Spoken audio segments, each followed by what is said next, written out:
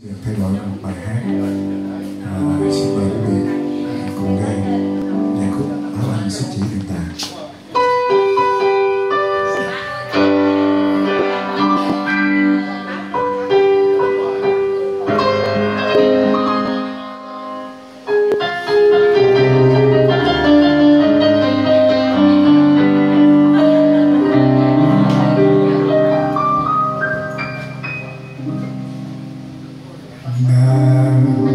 Có ba người anh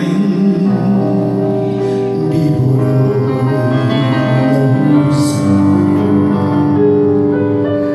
nàng có đôi người em có chưa biết nói. Tâm nàng hay còn xa, tâm nàng hãy còn xa.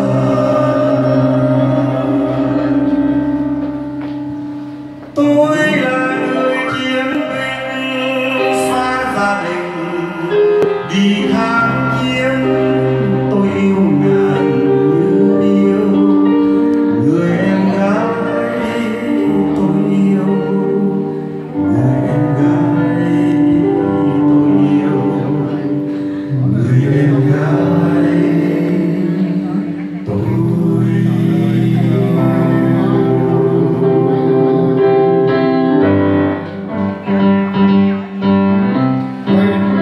ngày hồng hôn tôi bắt đầu hành quân buồn đâu quên đôi giày chiến sĩ.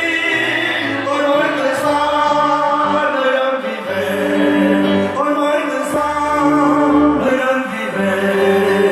Nàng buồn vui anh trong khi khói thời lòng đi có ai cần nào tươi. Người vừa sống là tôi đi, người vừa sống là tôi.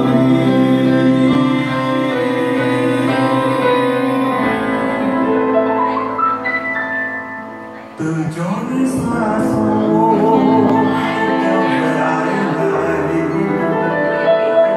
lấy chồng chiến binh mấy người trở lại.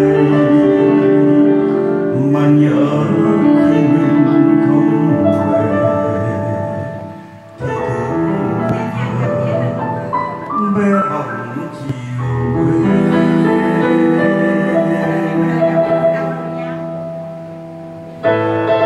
Nhưng không chết người trai chiến sĩ mà chết người gánh nhỏ miền xuôi. Nhưng không chết người trai chiến sĩ mà chết người gánh nhỏ miền xuôi. Nhưng không chết người trai chiến sĩ mà chết người gánh nhỏ miền xuôi.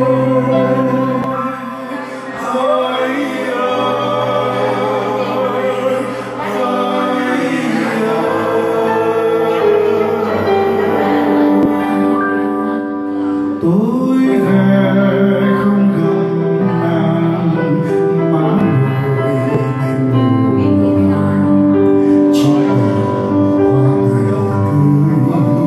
đã thành chiều hồng. Như xưa em hiền hoa áo anh em phiền ta, như người yêu màu xinh, như người yêu màu xinh.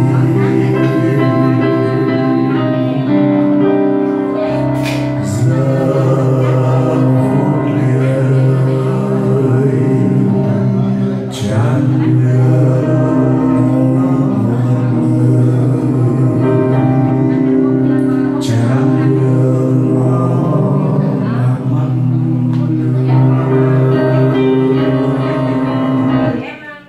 Hết phim.